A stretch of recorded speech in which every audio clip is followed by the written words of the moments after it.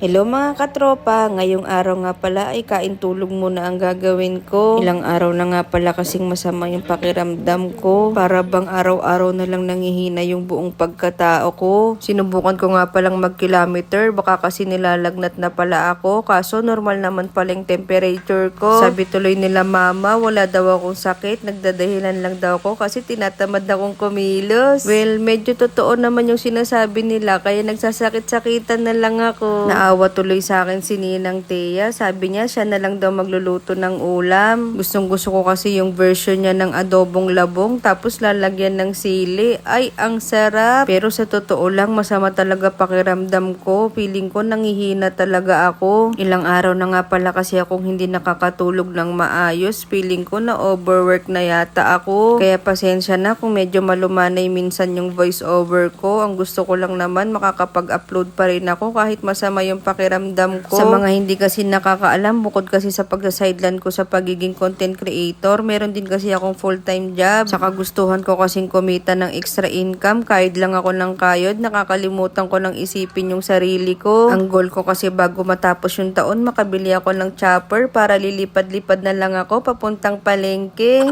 Wala namang masamang mangarap, kaya naman ginising na ako ni Ninang Thea kasi baka nananaginip lang daw ako. Kain na daw kami at baka gutom lang daw to.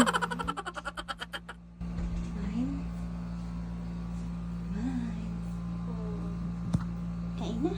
Luto na. Gising na, Dodo.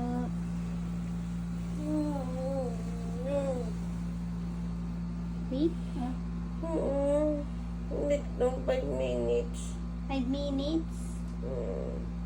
Sige. Ang hirap nga naman talagang bumangon, lalo na kapag malamig. Kaya naman nagpa-extend muna ako ng 5 minutes kay Ninang Thea. Kaya naman after 30 minutes, bumangon na ako. Pagkalabas ko nga ng kwarto, nakaready na pala yung kakainin ko. Ay, ang sarap, parang amo. Inamoy-amoy ko pa nga yung luto ni Ninang Thea kasi naman ang bango, ulam pa lang, amoy na. Ginawan nga rin pala ako ng kapatid kong bunso ng watermelon shake para daw mapreskuhan ako. Ang sarap naman ng pinagsisilbihan. Tara, kain tayo.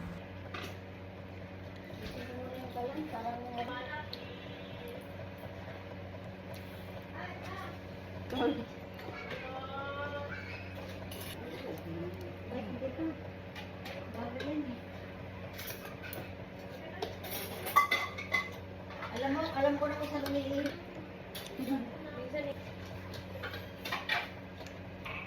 Sarap talaga. Sarap.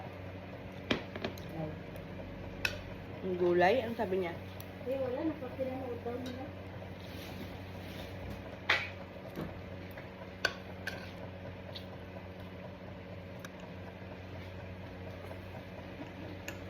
Salamat nga pala sa panonood. Ayun lang, paalam!